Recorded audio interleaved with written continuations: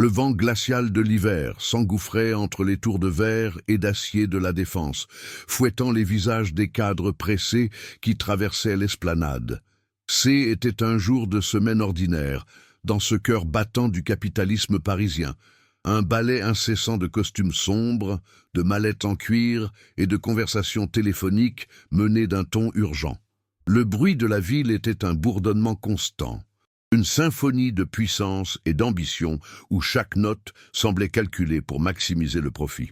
Au milieu de cette agitation froide et impersonnelle, le monde semblait se diviser en deux catégories, ceux qui couraient vers leur prochain rendez-vous et ceux qui étaient invisibles.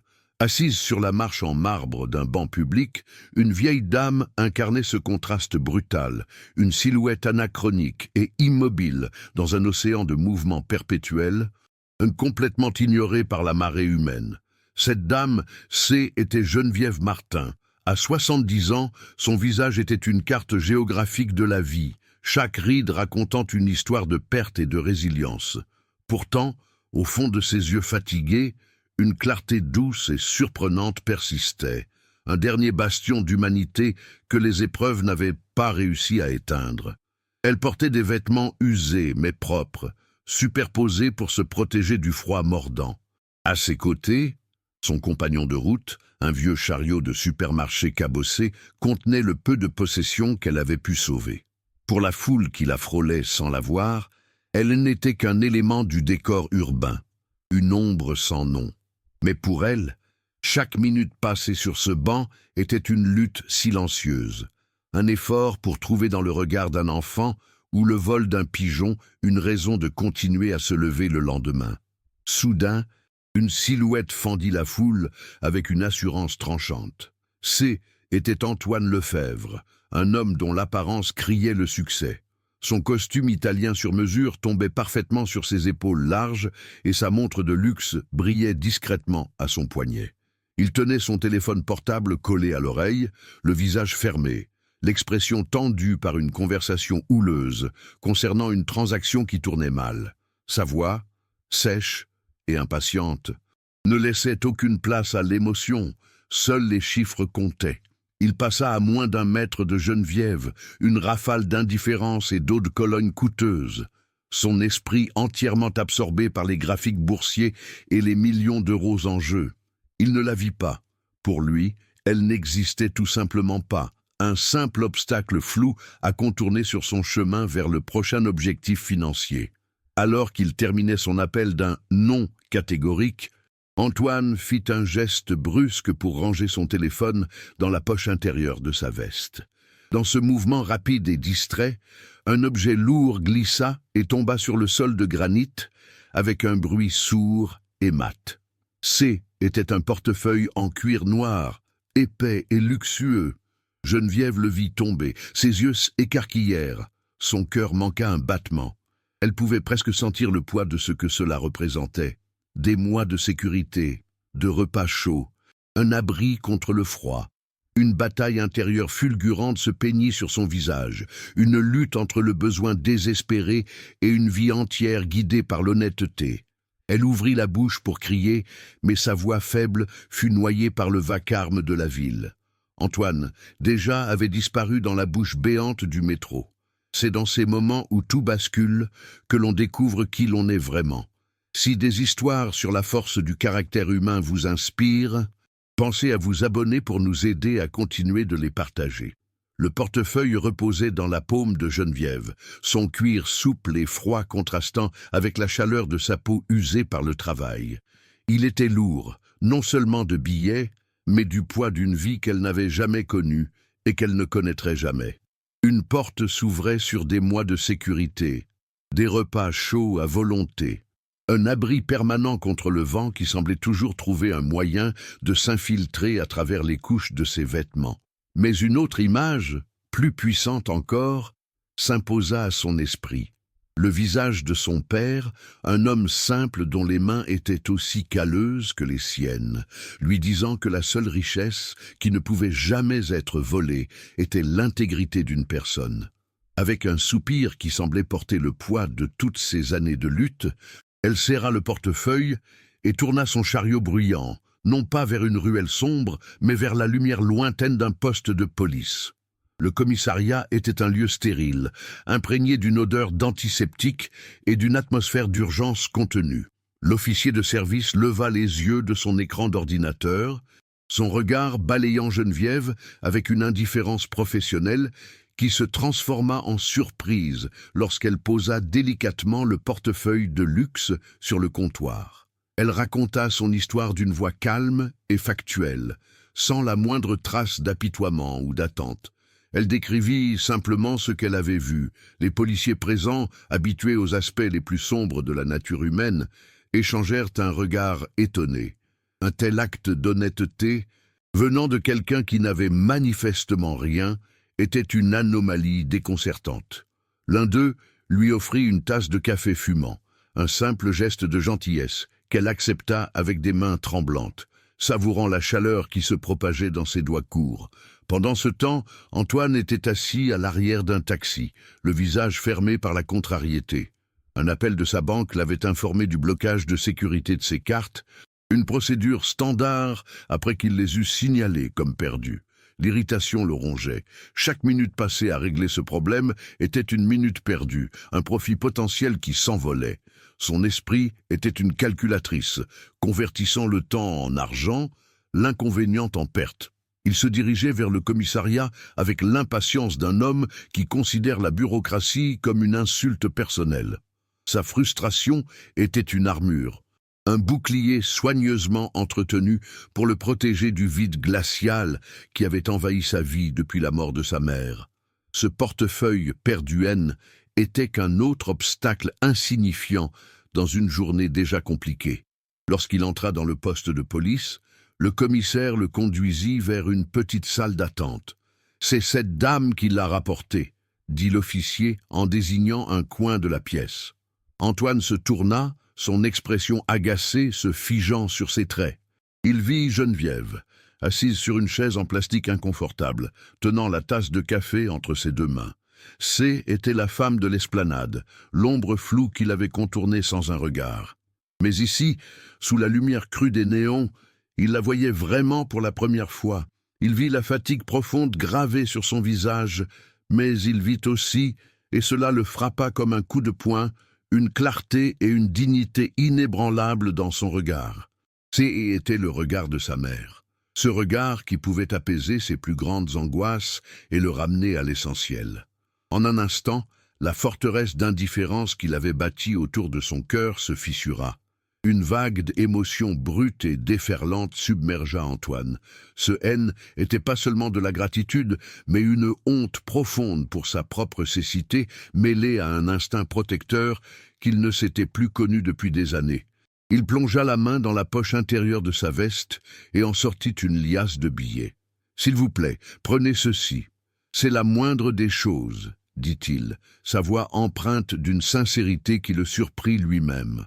Il lui tendit l'argent, s'attendant à ce qu'elle l'accepte avec empressement, mais Geneviève secoua doucement la tête, son regard ne quittant pas le sien. « Non, monsieur, je n'ai fait que ce qui est juste. » Son refus, prononcé sans orgueil ni défi, était si simple, si absolu, qu'il fit voler en éclats la logique sur laquelle il avait bâti sa vie.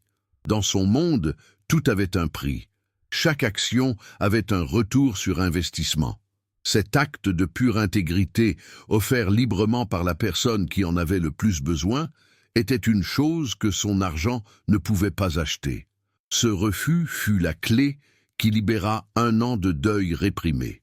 Dans le geste de Geneviève, dans sa force tranquille, il revit sa mère, qui lui avait toujours enseigné que le caractère était la seule monnaie qui conservait sa valeur au fil du temps. La culpabilité qu'il fuyait, celle d'avoir choisi un contrat à l'autre bout du monde, plutôt que d'être à son chevet lors de ses derniers instants, le frappa de plein fouet. Il insista pour la raccompagner quelque part, n'importe où, incapable de supporter l'idée de la laisser retourner dans la rue. Après une longue hésitation, elle accepta. Le trajet dans sa berline de luxe fut d'abord un silence pesant. le fossé entre leurs deux mondes, symbolisé par le cuir immaculé des sièges, et le paysage urbain pluvieux qui défilait à travers les vitres. Il ne savait pas quoi dire, comment combler cet abîme. Il savait seulement qu'il ne pouvait pas la laisser redevenir invisible. Il brisa le silence en lui demandant son nom, puis, avec une douceur inhabituelle, des bribes de son histoire. Geneviève, d'abord méfiante, se laissa peu à peu aller face à l'intérêt sincère, presque désespéré, de cet homme. Elle lui parla d'une vie antérieure, une vie normale avec un mari aimant, une petite maison en banlieue et un fils. Elle décrivit la lente et inexorable descente, la maladie soudaine de son mari, les dettes qui s'accumulaient comme une marée montante, la maison vendue pour les éponger. Elle évoqua son fils, brisé par le chagrin et la faillite, qui s'était éloigné progressivement jusqu'à ce que le lien qui les unissait se rompe définitivement. Sa voix, elle, n'était pas chargée d'amertume, mais d'une tristesse profonde et lancinante, celle d'une mère qui a tout perdu, un morceau à la fois. Le récit de ses pertes fit écho à la propre douleur cachée d'Antoine. Poussé par une impulsion qu'il ne contrôlait pas, il se mit à lui confesser sa propre solitude, le poids écrasant d'un succès qui ne parvenait plus à masquer le vide de son existence. Il lui parla de sa mère, son ancre, la seule personne qui avait toujours vu l'homme derrière l'investisseur. Sa voix se brisa lorsqu'il admit qu'il était à Singapour, en train de finaliser une fusion quand elle était morte. Il avait choisi un contrat plutôt que ses derniers moments. « J'ai tout l'argent du monde », murmura-t-il, les yeux fixés sur les lumières de la ville qui se brouillaient derrière un voile de larmes, mais je n'ai pas pu lui dire au revoir. Dans cet aveu partagé, Hilden était plus le riche et la pauvre, mais deux âmes solitaires pleurant ce qu'elles ne pourraient jamais récupérer. Il est incroyable de voir comment un seul geste peut tout changer. Si des histoires comme celle-ci vous touchent, votre soutien en vous abonnant nous aide à continuer de partager ces moments d'humanité. L'idée de déposer Geneviève sur un trottoir froid lui devint physiquement insupportable. Ce serait comme abandonner une seconde fois le souvenir de sa mère.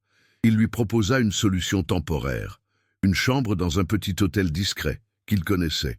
Il prit soin de présenter son offre non pas comme un acte de charité, mais comme une façon de la remercier convenablement, un simple geste d'humanité. Geneviève hésita, des années passées à ne compter que sur elle-même. À être déçue par les promesses des autres l'avait rendue profondément méfiante. Sa dignité était son dernier rempart, une forteresse qu'elle défendait avec acharnement. Elle décelait la pitié dans son regard et cela la faisait reculer. Accepter son aide, c'était comme admettre sa propre défaite face à la vie. Antoine perçut sa réticence et en comprit instinctivement la source. Pour la première fois, il n'utilisa pas l'arrogance de l'homme habitué à obtenir ce qu'il veut. Il parla avec son cœur, faisant appel non pas à son besoin, mais au sien. « S'il vous plaît, dit-il d'une voix douce, ne le faites pas pour vous. Faites-le pour moi. Laissez-moi faire quelque chose de bien. J'en ai désespérément besoin. » Cette vulnérabilité inattendue changea complètement la dynamique de leur échange. Hilden n'était plus un bienfaiteur condescendant, mais un homme en quête de rédemption. En voyant la douleur sincère dans ses yeux, Geneviève comprit que son offre ne venait pas d'un sentiment de supériorité, mais d'un lieu de souffrance partagée. Lentement, avec un profond soupir qui sembla relâcher des années de tension, elle hocha la tête. Était un petit geste, mais il représentait un immense acte de foi. La chambre d'hôtel était modeste, mais pour Geneviève, elle avait l'air d'un palais. Un lit propre aux draps frais, une salle de bain privée avec de l'eau chaude à volonté, et le silence. Un silence seulement rompu par le doux ronronnement du chauffage. Pour la première fois depuis une éternité, elle put tourner une clé dans une serrure, un geste simple qui lui procura un sentiment de sécurité si intense qu'il lui coupa le souffle. Antoine lui laissa de l'argent pour des vêtements et de la nourriture, promettant de revenir le lendemain pour discuter d'une solution à plus long terme. Seule, sous le jet brûlant de la douche, elle sentit la crasse et le froid des rues s'écouler avec l'eau. Des larmes se mêlèrent aux gouttes, des larmes non pas de tristesse, mais d'un espoir fragile et timide qu'elle croyait avoir perdu à jamais. Le lendemain, au bureau, Antoine était incapable de se concentrer. Les graphiques boursiers qui dansaient sur ses écrans lui semblaient absurdes, et les appels urgents de ses associés futiles. Son esprit retournait sans cesse à Geneviève, à la dignité dans son regard. Son geste ne passa pas inaperçu auprès de son entourage. Son assistant personnel lui jeta un regard inquiet, tandis que son plus vieil ami et partenaire en affaires le mit en garde contre ce qu'il appelait une dangereuse excentricité, craignant une arnaque ou une manipulation. Cette pression extérieure fit naître un nouveau conflit en lui. Était-il naïf? Ne faisait-il que projeter le souvenir de sa mère sur une parfaite inconnue? Le doute s'insinua. Mais il fut rapidement balayé par une certitude plus forte. Pour la première fois depuis 1 an, il sentait qu'il avait un but qui dépassait la simple accumulation de richesses.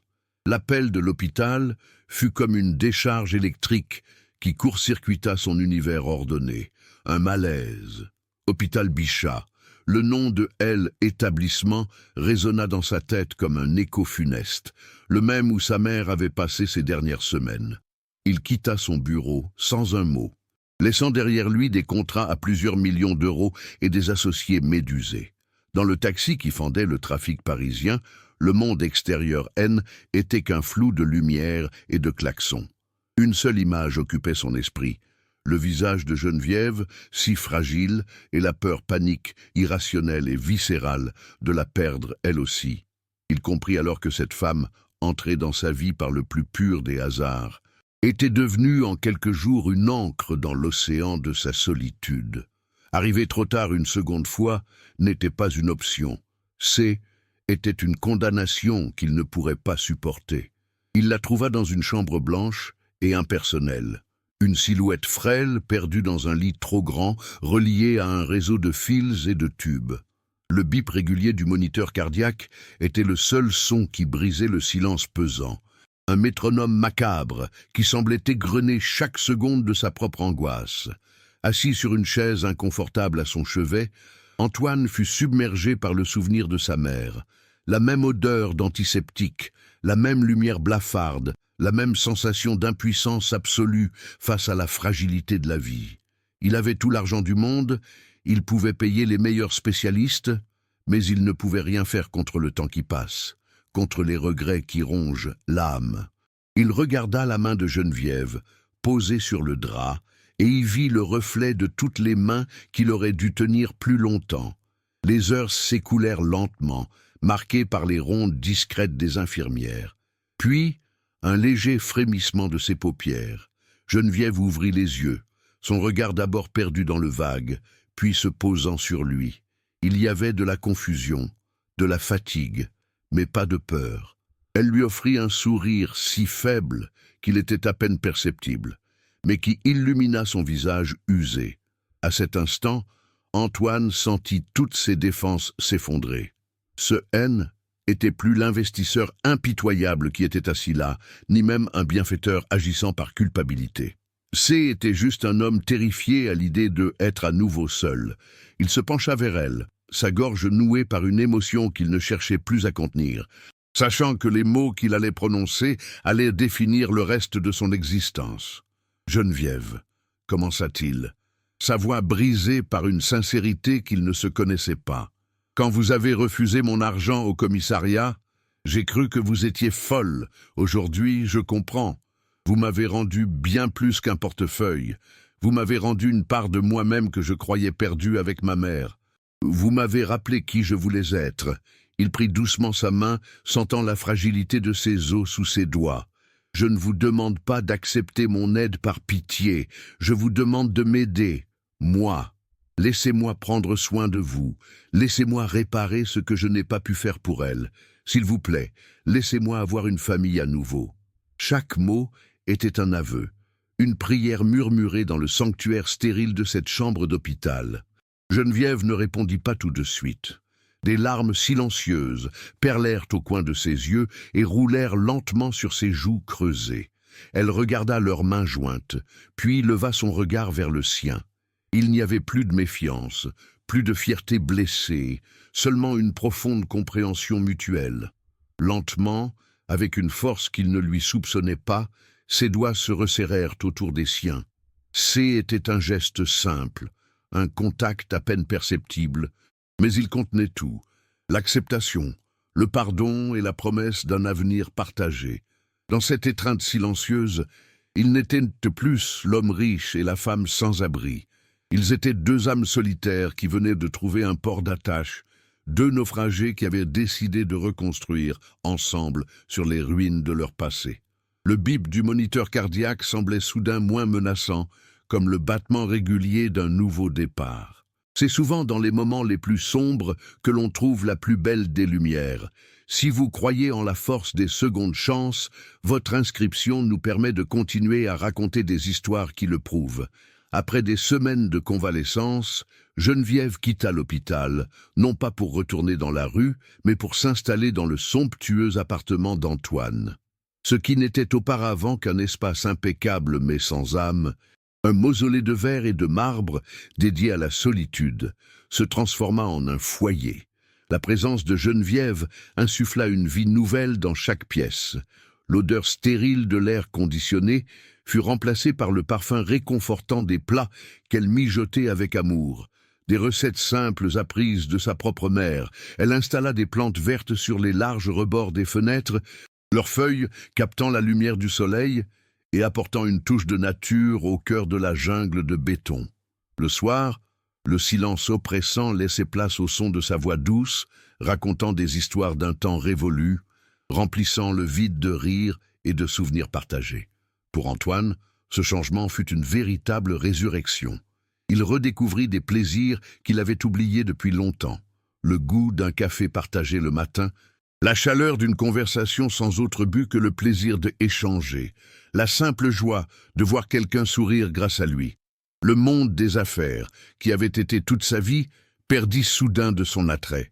Il délégua de plus en plus de responsabilités, réduisant considérablement son temps de travail pour le consacrer à ce qui comptait vraiment. Il n'était plus l'homme pressé qui courait après le prochain contrat, mais un homme qui prenait le temps de marcher dans un parc, ou écouter le chant des oiseaux et de savourer chaque instant. Il avait passé des années à accumuler une fortune, réalisant seulement maintenant que la véritable richesse se trouvait dans la connexion humaine qu'il avait si longtemps négligée. Inspiré par le courage et l'intégrité de Geneviève, et pour honorer la mémoire de sa mère, Antoine décida de donner un nouveau sens à sa fortune. Il créa la fondation Élise Lefebvre, une organisation dédiée à offrir un abri, des soins médicaux et, surtout, de la dignité aux personnes âgées sans domicile. Il y investit non seulement son argent, mais aussi son temps et son expertise, utilisant son sens des affaires pour construire un projet solide et durable. Il ne s'agissait plus de maximiser les profits, mais de maximiser l'impact humain. Chaque plan architectural, chaque programme de réinsertion était conçu avec une seule idée en tête: s'assurer que plus personne n'ait à se sentir invisible, que chaque vie soit reconnue et valorisée. Pour la première fois, son travail le remplissait d'une fierté profonde et authentique. 2 ans plus tard, sous un ciel bleu printanier, une foule était rassemblée pour l'inauguration du premier centre d'accueil de la Fondation. Antoine prononça un discours émouvant, mais ce fut Geneviève, rayonnante de santé et de bonheur, qui coupa le ruban sous les applaudissements chaleureux. Plus tard, ils s'assirent sur un banc, regardant les familles et les résidents célébrer ce nouveau départ. Une jeune femme pressée, le téléphone à l'oreille, passa devant eux et laissa tomber son portefeuille sans s'en rendre compte. Avant qu'Antoine ne puisse réagir, Geneviève se leva avec un sourire malicieux, le ramassa et le lui tendit d'un geste simple. Le cycle était bouclé, non pas comme une répétition du passé, mais comme la preuve vivante qu'un seul acte de bonté pouvait générer une vague d'espoir, capable de transformer le monde, une personne à la fois.